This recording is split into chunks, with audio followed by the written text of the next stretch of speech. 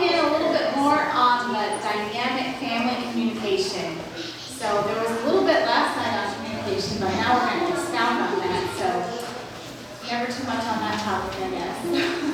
Anyway, I just wanted to remind you that there is the mailing list in the back if you would like to sign up to receive emails from the ministry, and if you'd like to get in touch with any of the offers they have through their website. There's lots of free downloadable materials on all kinds of topics on marriage and family, and they have a podcast dedicated entirely to marriages that is excellent, that goes out every week. So by signing up here, that would just help put you in touch with all those things.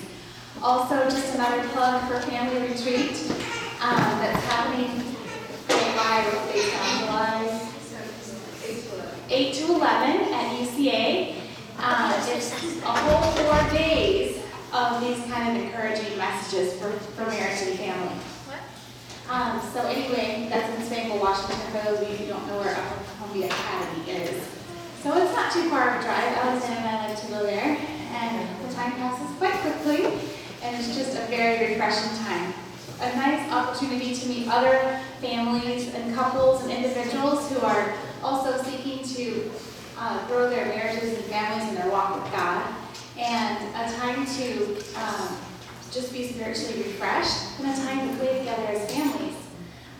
There's a lot of family recreation time there as well before we get to practice what we're learning.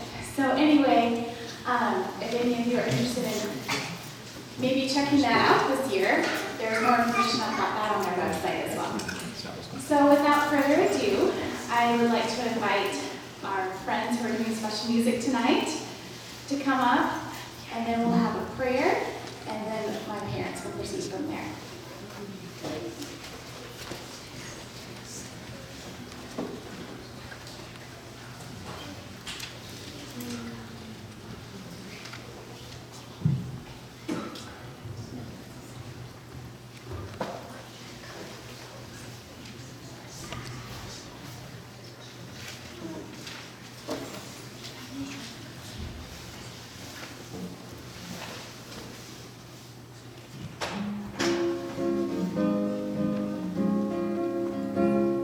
He's still working on me to make me what I ought to be.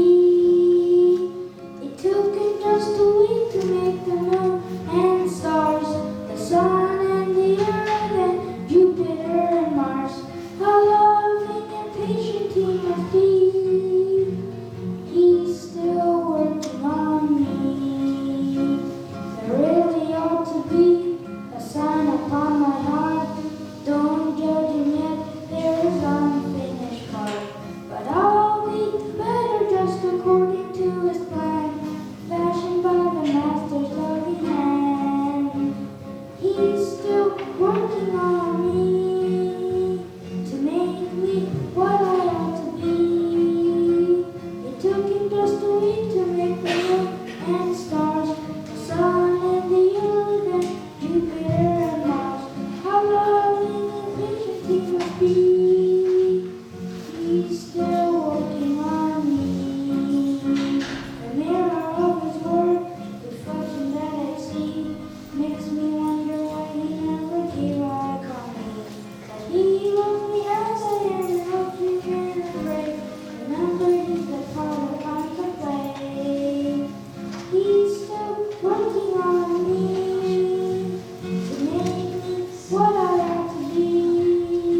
It took him just a week to make the moon and the stars, the sun and the earth and Jupiter and Mars. How loving and patient he must be. He's still working on me. He's still working on me. Amen.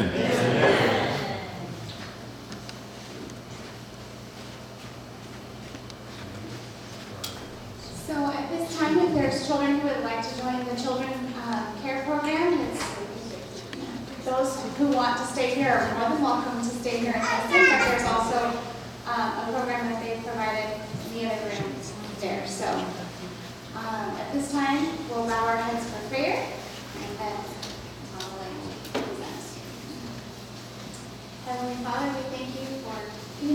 opportunity to share together to learn more about your principles and how they can apply to our daily life. We just pray that you will bless my parents with wisdom from on high to share what you would want shared tonight. And let us all just have it translated for how it can bless our families individually. In Jesus' name, amen.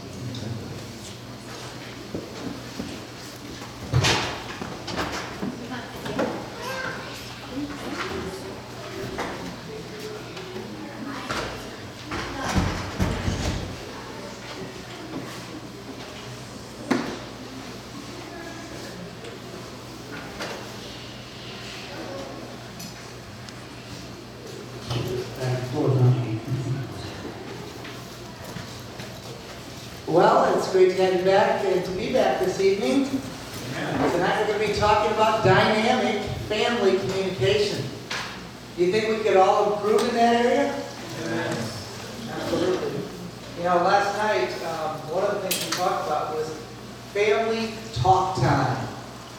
30 minutes we dedicated every evening before family worship for family talk time. And as we were discussing that together today as a family, we just wanted to recap that and put it in a little bit different context because we saw so many young families here.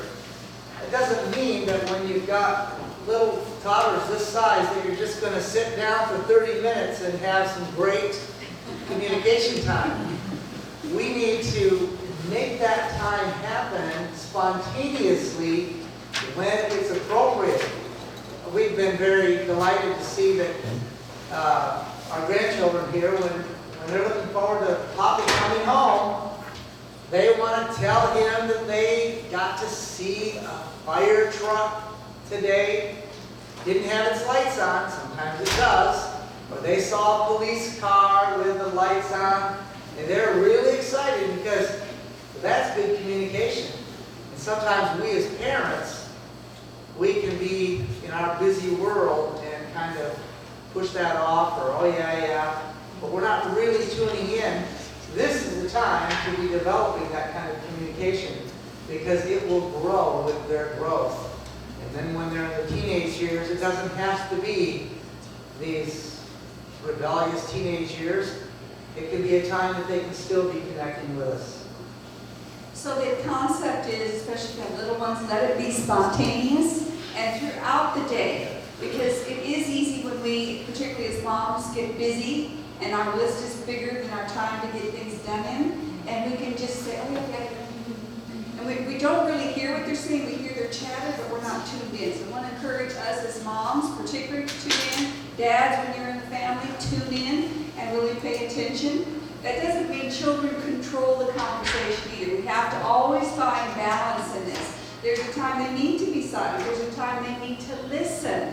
And these traits are all modeled by us as parents. When they see us listen to them, they learn then to listen to us. So it's so important that we connect when they're young. It'll help us to be connected as they grow older. So spontaneous time. Our meal times, if you can eat one meal a day or 3 meals a day, that's great. Eat them together, but let that be a time that it's a fun conversation time. Everybody sharing. We talked a little bit about that last night, but mealtime should be a happy time. And when we eat our food and we're happy, we get better results from the food we eat. We get better nutrition. If we have bad attitudes and a hard heart and fussy spirits, that food does not go down the right way, and we don't get the benefits that God designed from it. So there's so many interrelated aspects of positive communication in the home. So we're going to be talking about that here tonight. We brought 4 areas we're going to discuss. Well, the first one we want to talk about is having clear expectations. Many times, because of the busyness of life and things that are pressing upon us, our communication isn't dynamic, partly because we don't have clear expectations of what we want to develop in our family, the direction that we want our family to go. So clear expectations. A lot of confusion happens when it's not clear to our children what we want them to do. We have expectations of them, but we don't communicate those expectations. So one day they can get up 8 o'clock, the next day they might want to get up at 6:30 in the morning, and the next day is a different time. And already we're starting on the wrong foot. Because with good expectation, we also have continuity or a schedule in place. Those two things go hand in hand. So make clear your home rules or your home boundaries, shall I call them. We should have boundaries in the home. God is a God of love, and in the beginning He created boundaries, didn't He? And then we see that reiterated when He gave those tables of stone to Moses on the mount. So there are healthy boundaries. We want to have that in the home because children are far happier under proper restraint than they are left to follow their own free will. That means they follow whatever I have a momentary passion to do. So we want to create secure expectations and boundaries. That decreases frustration. That decreases contention. That decreases arguing. And guess what happens in the home? We're happier. The communication is better. So we're going to give you a simple example of one of those boundaries we had that made a powerful difference. Yeah, this particular boundary was because we traveled as a family in our ministry. One of the highlights for the children was being able to go to a hotel that had a swimming pool. Okay, that was a big highlight. Montana, we just, we had a lot of cold weather, didn't have a swimming pool in the backyard. But we had this basic rule that if you run, you are done with the fun. Okay? Is that a pretty plain rule? Pretty basic. And so that kind of went along with the guidelines of, the pools. They say, no running or, no diving, these kind of things. So we made that very clear. We were very excited and every time we had that opportunity. But I remember one particular day we'd gotten to the hotel early in our trip and everyone was excited about having fun in the pool. So we got in the pool as a family. Parents were in there. We were just enjoying playing together in the pool. Then we got out. Parents got out. And the girls, they could swim a little bit better than, Josiah, he couldn't swim. And so the girls went down to the deeper part of the pool. So he couldn't swim down there. So guess what he did? He jumped out of the pool and started running to get to the other end. And I simply said, Josiah. And he turned and he looked at me and I said, nonverbal, come here. So he started walking towards me like this because he knew the expectation was clear. If you run, you are done with the... Now this is the point in this story that all of you are thinking, man, what a mean parent. Now this isn't mean, okay? This will pay great dividends in our eternal salvation if we pay attention to these boundaries that God gives us and that we as parents can give that are reasonable and the expectations follow through. So he got there and I said, do you know why I called you? Yes.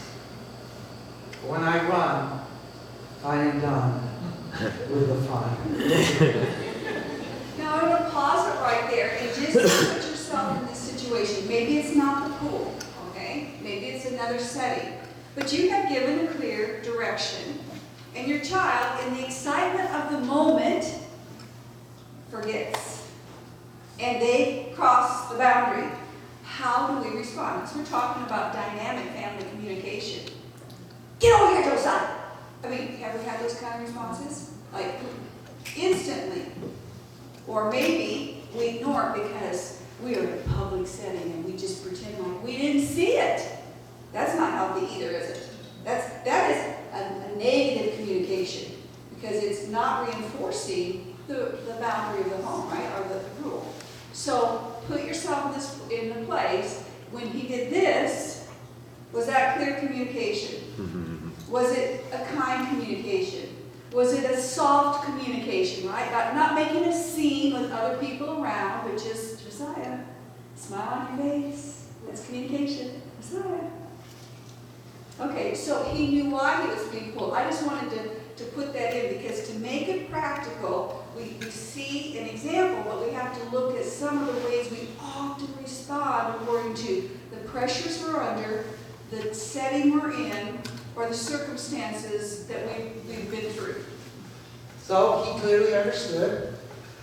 And I was looking for something here, just as God looks upon us as our Heavenly Father. I was looking to see how he would respond. So I said, I'd like you to sit here in the chair. And he sat down and he didn't argue with me. He didn't make excuses. He didn't start kicking his dad's chair like this because he's upset. He just sat there. Sorry. And so, do you think I made him stay out of the pool for the rest of the day? No. So I wasn't so mean after all. The point is not the correction. The point is that we have clear boundaries and that we follow through with them, that our children can trust us. When God said, "You shall not eat of it," was there any sin then? Back in the Garden of Eden. No. Clear boundary. When they ate of it, did he bring them to accountability? Mm-hmm. Absolutely. That's another story. So, about, 5 minutes, which is a long time for a little boy who was seeing his sisters in the pool. I tapped him on the shoulder and I said, "Josiah." He looked up. "Would you like another opportunity? Would you like another chance to get in the pool?" Yes. He had responded to the correction. He had hopefully learned a lesson. There was complete follow-through. Now there's an opportunity, just like there is for us, where mercy is mixed with justice. And he gets another chance to go out there. He was so excited he almost ran. But he didn't. Okay, he didn't.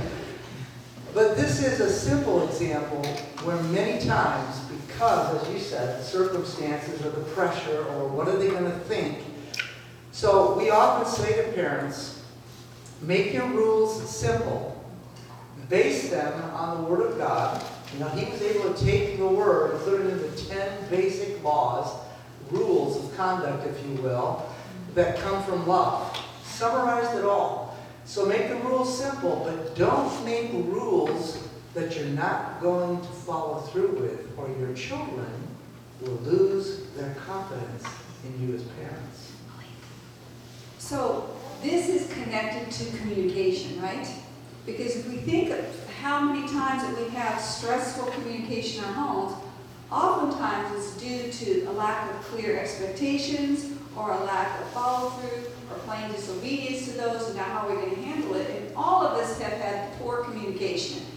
We don't have to have you raise your hand if you've ever, yelled at your child or gotten impatient with your spouse or whatever, because we all have done that. The thing is, we have to be conscious of how we begin to make that change, right? Because we want to have a communication in our home that builds love and respect and a happy environment. Because God wants us to begin experiencing the blessings of heaven here on this earth. That includes the atmosphere of heaven in our homes.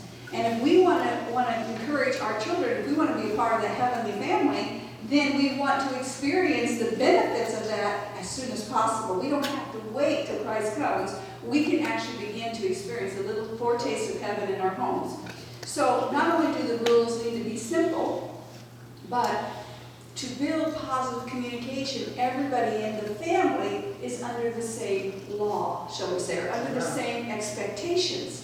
If you expect your children to hang their coat up on the coat rack, Dad and Mom need to hang their coat up on the coat rack. If you expect your children to push their chair under the table and take their plate to the counter or put it in the sink, then Mom and Dad need to do the same. We teach not just by our words, we teach by our example. And our example is far stronger often than our words. So in communication, it's not just verbal. It is also visual. Visual is communication. So here's another example that we have seen. A father gets upset and he's he had a tiff with his wife and he's going out the door to work and he slams the door behind him and everybody senses the stress the tension in the air, right? So later in the day, Dad comes home and it's now rolling into evening, and something happens between the dad and the son gets upset and he goes in his room and he slams the door shut. Now, how did he learn to do that? By the example of the dad, right? Could be the mom, but the adult in the home. Could be a sibling. But the point is this: oftentimes we call our children to accountability for their attitudes. But they're learning those attitudes from us as their parents.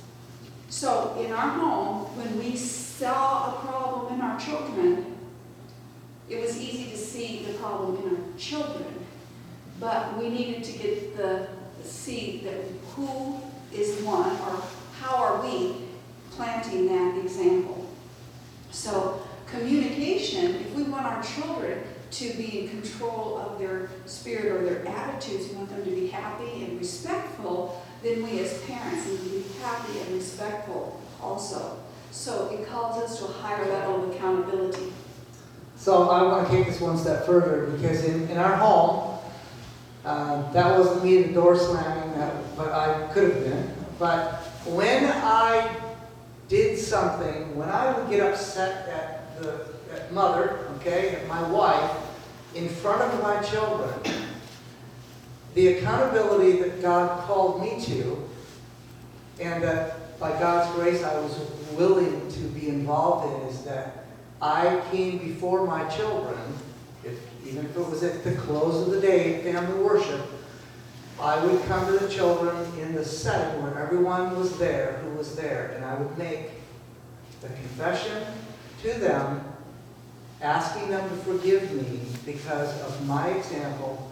It was a wrong example, not making excuses for it, but letting them know. And as parents, this is dynamic communication. That's right. This is the kind of communication that builds trust. It's the kind of communication that they see what it looks like for parents to take responsibility. It's a sad thing, but in the 30 years of ministry that we've been involved in, we know of families where literally the dad has never said, "I'm sorry," publicly in his home. I mean, when he's gotten upset and angry at the family, his children have never heard him say, "I'm sorry," to them at family worship. His wife has never heard him say, "I'm sorry," because he can do no wrong. And it's not just limited to men, okay? But the point is, if we really want to have dynamic family communication, a happy, God-centered home, this is part of our responsibility to take accountability when we violate those things in front of the family. It is humiliating, but we should be humiliated when we choose to act that way, and we don't want our children to act that way. Don't talk to your brother that way. Oh, you mean don't talk the way you just talked to me, Dad? That's not funny, is it? But too often, we hold a different standard, and it breaks down communication in the family rather than building a happy, dynamic communication. There's much more we could talk on that topic, but we're going to move to the next area we want to touch on. And we're just kind of scratching the surface here because communication is such a big topic, and especially in the context of family and relationships. So these are just scratching the surface. 4 areas we want to talk about. You can explore them deeper and add to them according to your family needs. But these were some of the basic ones we saw in our home. The second one is we want to work toward a common goal in the family. Is that fair to say? We have a common goal, right? What goals? Well, our overarching goal is we want to be Christ followers and be able to spend eternity with Him, right? That's the biggest. But in our homes, this, again, is the practice area for that. And so we have this, one of the goals we set in our family was to have a happy home and to have a happy tone in the home, a happy atmosphere. It's kind of like sunny days. Y'all like sunny days? I love sunny days. That's why I love Arizona now. Because we lived in Montana where we wouldn't see the sun for a month. I mean, we'd see light and dark, light and dark, yeah. But we love the atmosphere of the sunshine. There's something about the sunshine that just kind of picture spirits up. And that's the way it is in positive communication homes. Have a sunny home. Okay, so you have storms. You all live in here in the cold part of central Washington. You get stormy days. Do you have stormy days at home? Yeah, we do in our communication. So if we think about how the weather affects us, we think about the weather in our home and in the area of communication. So we want to build toward having common goals, having a happy, sunny atmosphere in the home, rather than a stormy, cloudy, rainy, lightning, thunder kind of day in the home. So one of the things that, for us, we started seeing a problem in all 5 of us, not just our children, but here too. And that is, when somebody would speak to us, we were very quick to give an answer. And if that person who spoke to us said something that we really didn't want to hear, or we really didn't like, or it wasn't convenient at this time, we were very quick to respond with how it struck us, how we felt. Usually that first response was not positive. It would not be what we would call a bright, warm, sunny, loving response, right? It was more one of those thunderbolt responses. You can envision this in your own family. And so we sat down one day and we were actually studying the talents. So this is something special about having worship with your family at home. We don't have to wait to come to church once a week or twice a week to get spiritually fed. We have the opportunity daily to have worship in our home. And for us, we centered our worships around the need we had in our family. And so when we study topics like the talents, the speech is one of those talents, we started recognizing, wow, we are quite far away from, what we understand the communication should be. So we sat down as a family, we talked about it, and we decided that we were going to create a new rule, or a new activity in our home. And that was, we will think twice before we speak our first words. Imagine what that would do. We're past toddlers at this point. We're past toddlers, we're all in school, we got mom and dad, we're very adult, and yet we still all had the same problem. So that was so amazing. And we didn't do it just for a day or for 2 days, we did it for a week, and a second week, and a third week, because we needed that. And the change that it brought in our family. Think twice before I respond my first time to my husband. Think twice before I respond the first time to my children. That was amazing. Not just in my life or his life, but from the children, particularly to each other. Because children, there's a lot of competition, right? In the home there can be. Oh, it's my turn. I gotta go first. You got to do it last time. All that kind of conversation doesn't create a good communication. So that was very helpful for us. You can pick what you want to do, but that one activity that lasted for several weeks in our home just changed the whole climate of the home. Yeah, so we could talk, we could do a whole series just on the talents. In Christ Object Lessons, okay? We went through that step by step, and we took our time going through it, and we made the activities fun and inclusive of the whole family.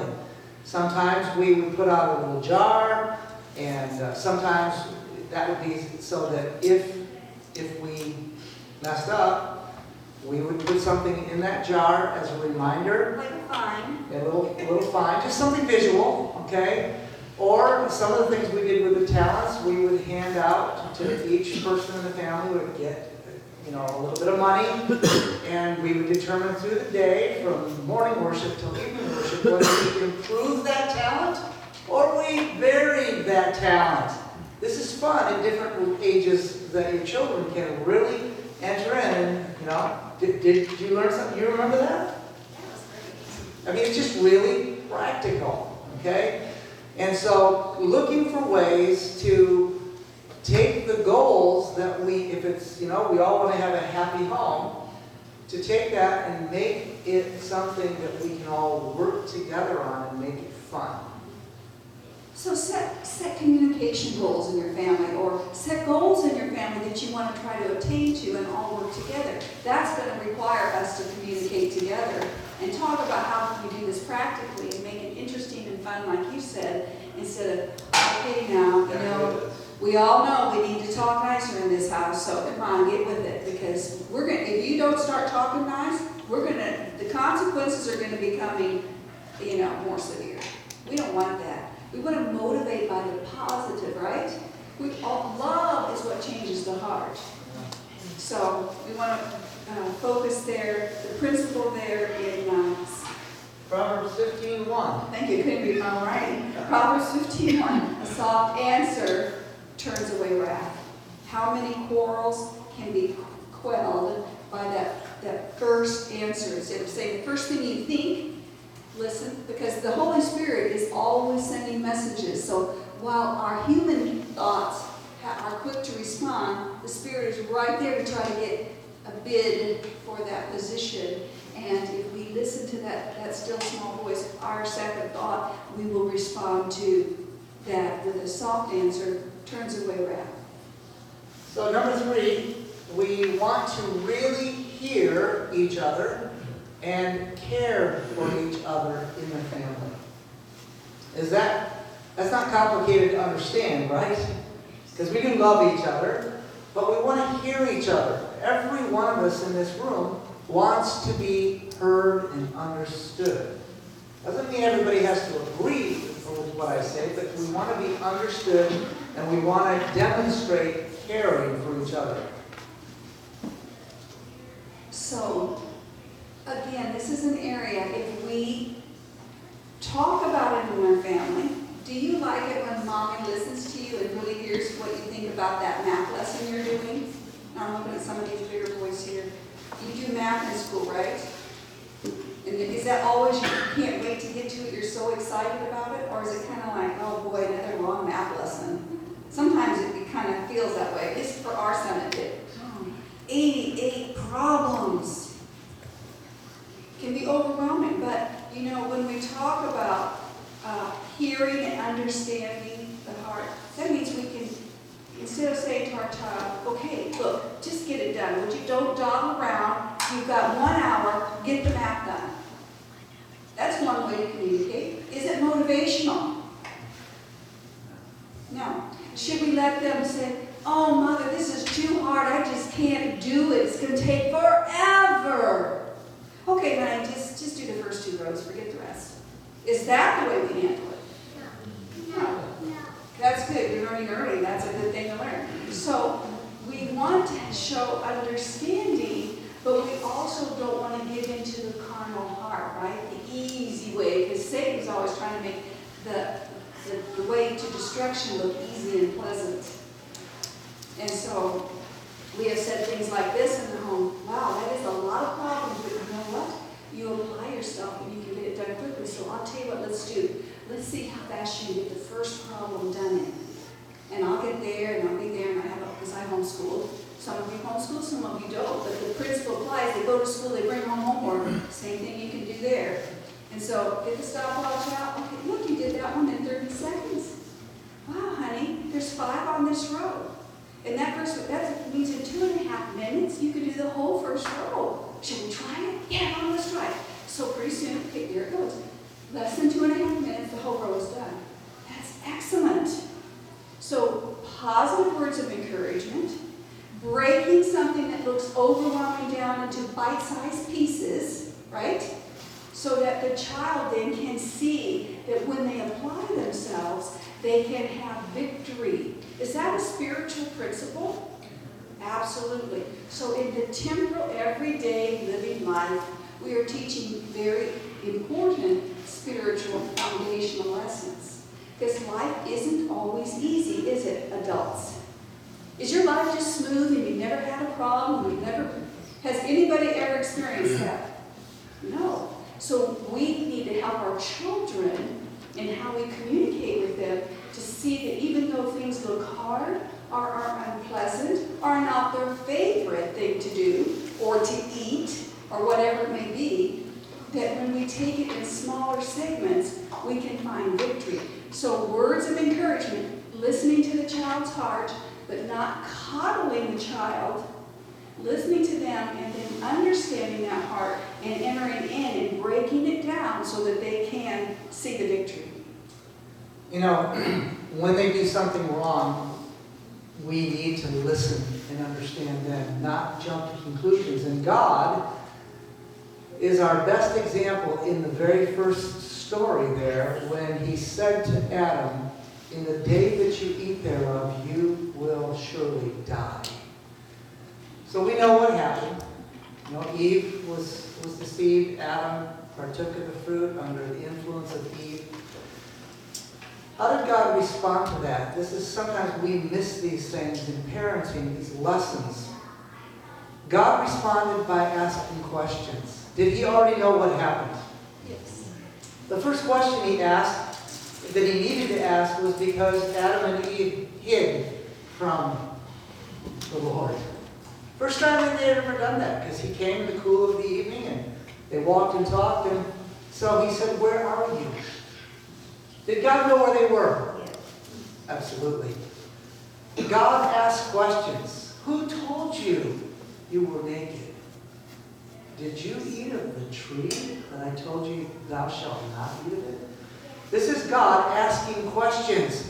We parents often get in situations where our child does something wrong or makes us look bad or whatever it is, and we say, get over here. I saw what you did. I know what you... And we put them in a position where we often, if we respond that way, we needlessly humiliate them in public situations.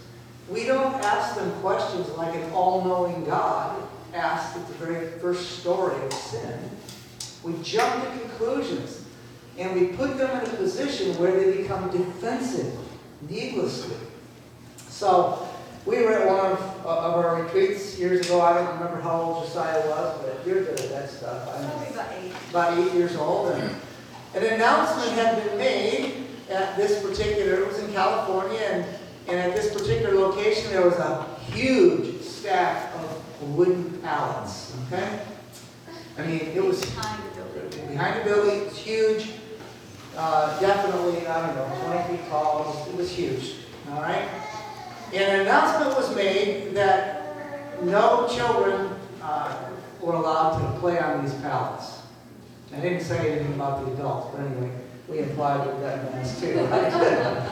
But they didn't want the children playing. That's fair enough. Liability concerns and all that stuff. And so, shortly after the retreat ended, one of the gentlemen who was involved in helping out at the retreat came to us and reported that our son was caught doing what? Climbing on the pallets with some other boys. Okay? And so he brought that to our attention and wanted to know what we were going to do about that.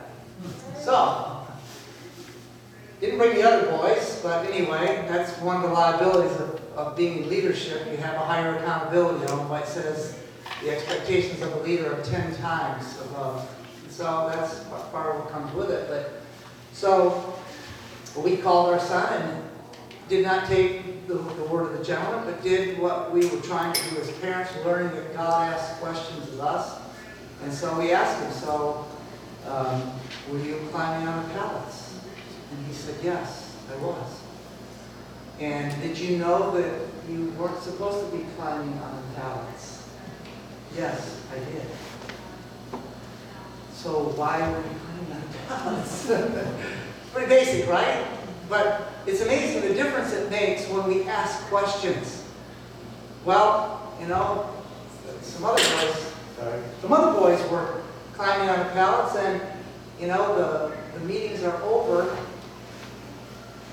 But he said, I am sorry for my influence. He went to the man and called him for disobeying and for the influence that I had, joining into that. He took responsibility for it because the bottom line is he disobeyed. That's where the focus needs to be, and to make it right. I was tempted, to be honest with you, as a father, I was tempted to want to call this guy to accountability about these other boys that were up there on the pallets. But that was just myself, okay? I mean, the fair-mindedness that most of us have within us, but Because we, with leaders, there is a higher accountability. So our son was willing to take responsibility for that. He was willing to say that he was sorry without us saying, you know, by 8 years old, you shouldn't have to be saying to your children, what do you say now? Right? I mean, we may need to, but if we're living that example, modeling that for them, we shouldn't have to be telling our 8, 10, 12-year-olds, what do you say now? Because they know that if they cross that boundary, then there is an accountability that happens after that. There's another text that the wise man wrote, Proverbs 18:13. He that answereth a matter before he hears it, it brings shame and folly. So in other words, we don't do well when we jump in very quickly to respond before we really have heard the heart. So this section is about really tuning in and caring, to listen and care for the heart of any member of the family. Hear them out before you draw conclusions. Hear them out before you respond. Hear them out before you start blaming and accusing. Because all those things come spontaneous for human nature. So we have to actually pray for this, right? Like we pray for any other weakness we have. We need to pray that God will help us be sensitive, that we want to have a heart to understand and to not answer that matter before we hear it. And it's important here, if we're talking about dynamic family communication, and this illustration was very good, if our child does do something wrong, knowingly, willfully, we do not have to humiliate them.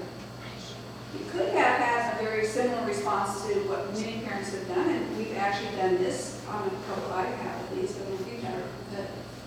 You knew better than that. Why did you do that? What do you know? And then we start attacking, right? Verbally attacking the child because we are trying to, trying to get them to be responsible. And in a way, we're not really meaning to shame them, but we are. That's why it's so important to ask questions, as he illustrates.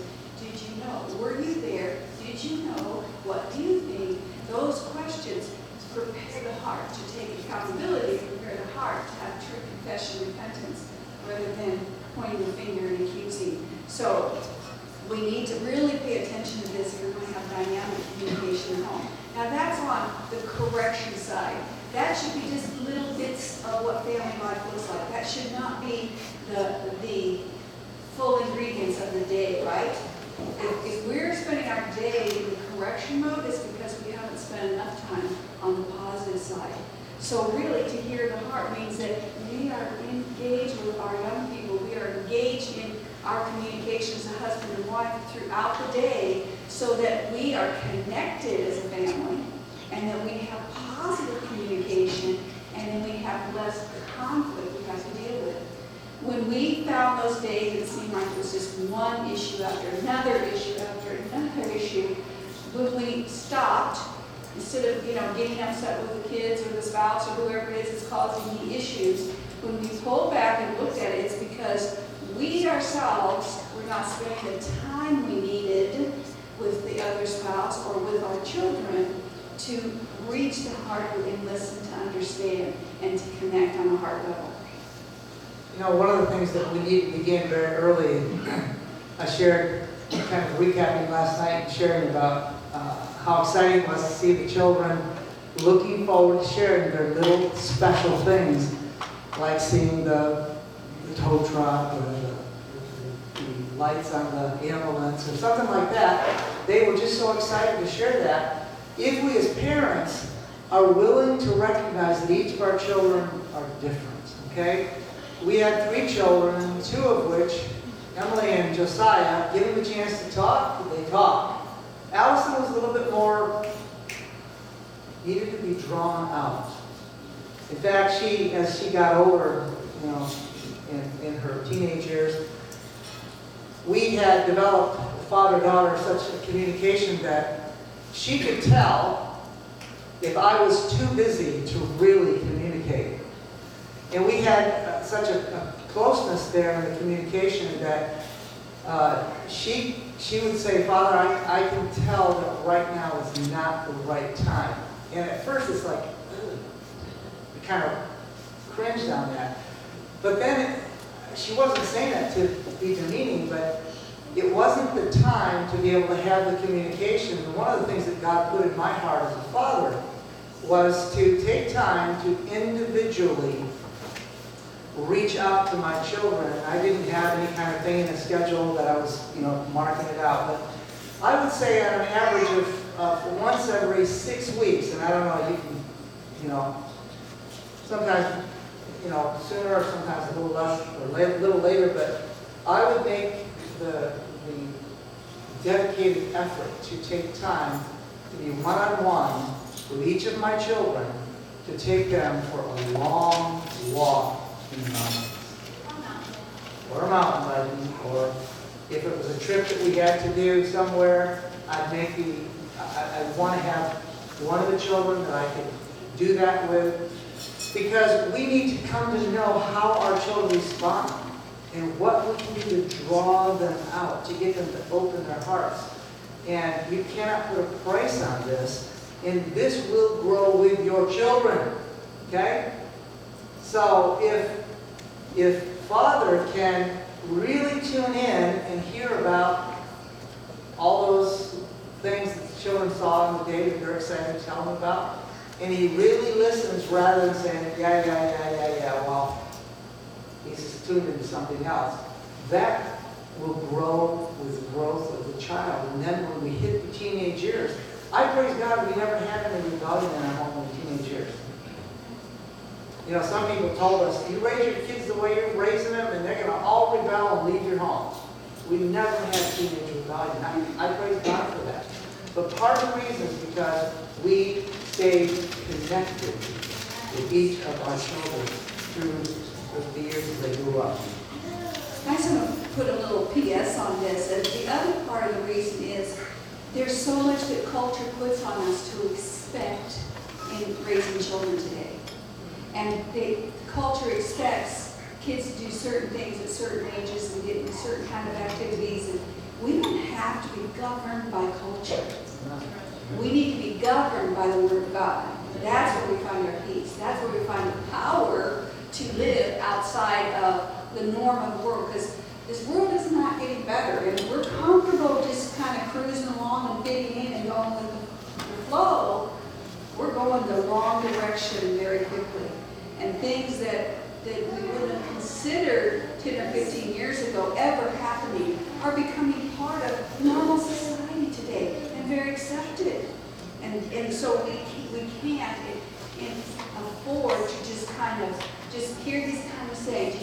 When our children were first little, Allison, that's when the term the terrible twos came. Now, when I was a 2-year-old, that term wasn't around. But by the generation I'm now belong, the terrible twos had appeared. Are children just that much worse in one generation, like 20 years later or 25 years later? It's because we have dropped expectations and principles of family government based on the principles of God. We've dropped that off because we're a modern culture, and we don't need that. We have philosophy and psychology and all these things, and then we back off of normal things that people did at home, right? In the old days, not that long ago, used to sit on the front porch and talk. Used to sit at the table together and everybody had their meals together. We said last night, that's a rare thing today. And the influence of that deterioration, those simple things that was very much a part of family 20, 30, 50 years ago, has caused us a moral degeneration. So let's not be convinced by what is happening around us that that's going to be the outcome we should expect. Right? Because it doesn't have to be. We don't have to have teenage rebellion. We would not accept that. I said I had a terrible two. I said I had to strong my child. I said awful things because that's what everybody around me was saying. But when I went to the Word of God and started studying there, I saw it went away. And those things went away. And I no longer was following the dictates of culture on what I should expect in our family. The last area we want to talk about is nurturing love and affection in the home. Again, this happens by, first of all, the example that we set as father and mother, as husband and wife. I can't tell you how many broken-hearted people we've talked to in marriage who said, I've never seen my father ever kiss my mother. I've never heard my dad ever say, I love you. My dad never said it to my mom, never said it to me. That's mind-boggling for where we come from, okay? Because, I mean, we were raised in families that didn't understand a lot of the stuff that we're talking about here, didn't understand all the dynamic communication and some of this stuff, but we had love in our families that was modeled. And so nurturing love, an atmosphere of love and affection is something that will not happen by accident. It will happen by being intentional in how we express love. So again, when we talk about dynamic family communication, again, it's not just our words. It's the whole aura that we present. We are constantly communicating all the time. Most of our communication, 80%, is not verbal. It's just a nonverbal. It's the aura, it's the look, it's a smile, or it's a frown. It's our body posture. So many ways we can communicate. And so when we talk about, this is a very important part, this nurture love in the family. We are going to talk about it in the verbal context, but we also want to emphasize that it's the whole picture of what we want to do in the family. Another beautiful verse, again, from the wise man, Proverbs 16, Proverbs 16:21, 24. Pleasant words are like a honeycomb. How many of you like honey? To see your hands. Honey, it's good, right? It's sweet. Sweet to the taste and health to the bones, right? Pleasant words. So here we have been given a simple prescription. If we will have pleasant words in our home, the atmosphere of our home will be like eating honeycomb, right? Health to the bones. So, pleasant words. Give me that. I want this. Does that sound familiar? No? I want. Mommy, I'm thirsty. Mommy, give me. Daddy, come. Honey, be quiet. We're not adults, all right? There's so many ways that we can give these short, darted communications. And it's just natural communication. That's just the way we are. So why be concerned about it? Well, because it doesn't create the atmosphere, right? It doesn't bring joy and happiness. It creates a tempestuous home. So we need to teach our children by example. Honey, please, can you pass the peanut butter? And we had to teach our children 2 simple phrases, please and thank you. And you know, we worked and worked and worked and worked on that. It was like, is this ever going to just be spontaneous? But we recognized because we were inconsistent and because we were not always modeling it. So we called ourselves to a higher level of accountability. And we talked about it again as a family. You know, when we come to the table, we don't want everybody, I want the potatoes, give me this, it's my turn first, or I'm thirsty. We're not paying attention to those things. Just understand right up front. And you can say, once they understand that they're not going to get what they want because they demand it, or ask in a very self-driven way, right? Think of that honestly. Mommy, please may I have a drink of water? Oh, yes, please. I'm happy to get you water, right? We create that in the home. It does take effort. It does take time, and it does take consistency. The more consistent we are in our example and in our calling it to accountability, the quicker it will change. If we let our child demand something of us and we don't catch it, and we give it, and then the next time we require please, and then the next time, you know, we're busy, we're preoccupied, and just keep them quiet here, just eat this and be whatever, we find that they don't learn the lesson very well. So we want pleasant words, and this creates that love in the family. When we talk nicely to each other, we talk respectfully to each other, we talk cheerfully to each other, it makes such a difference.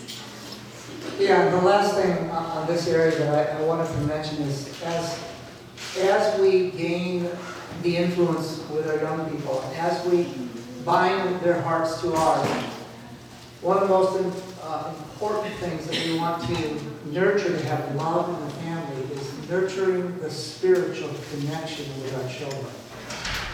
I made a commitment to my wife. I kind of lost track of her at one point in our relationship spiritually. And I made a commitment to God and to my wife. I never want to ever lose track of you spiritually ever again as the house band. And in our family, we wanted to know where our young people were spiritually and how they were doing. And so you can talk about it in very simple ways when they're toddlers, little ones like this, and have their simple little worships and singing songs. But as they get older, we need to be able to tune in. And one of the most important parts of this in nurturing love is that they sense in us this is a deep desire that we have for them, not checking a box, okay?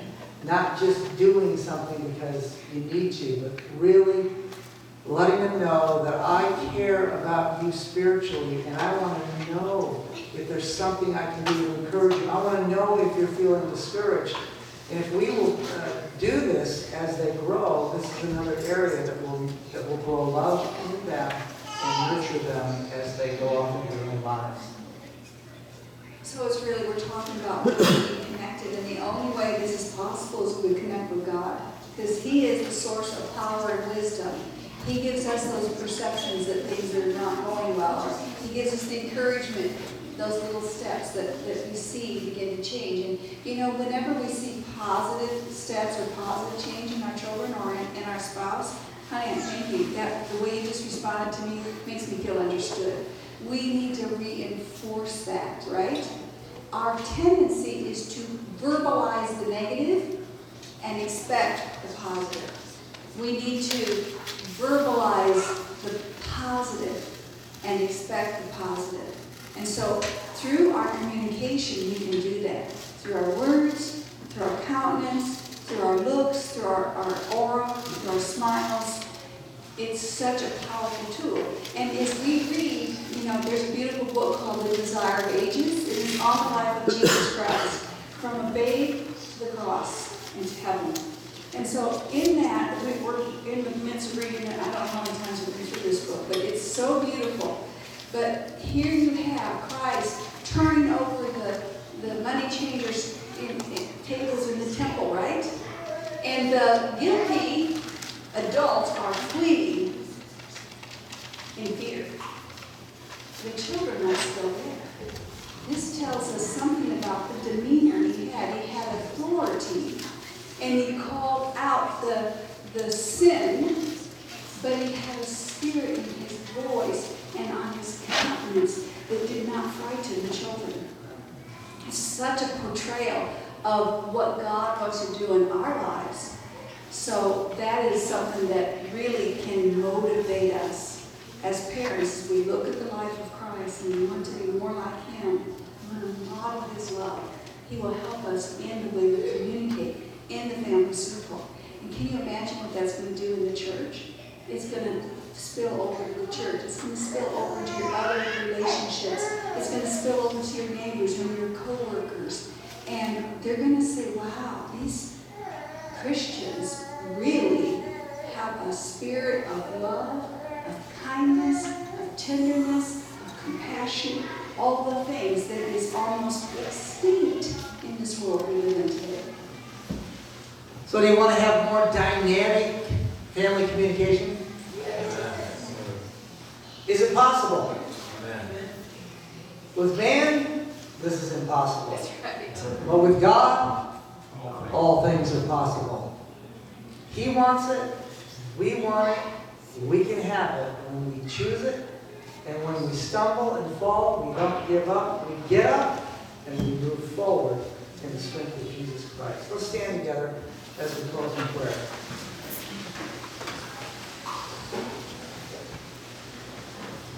Gracious Father in heaven, thank you for your word that you have preserved through the millenniums of time, that give us simple instruction that will help us in our everyday life, that we can really, truly be happy in our homes, that we can have a communication in our families that is loving and nurturing and warm and friendly and bonding and caring. Help us, Lord, to seek you for that and to implement your spirit in our homes and into every other relationship that we come in contact with. We pray through Jesus. Amen.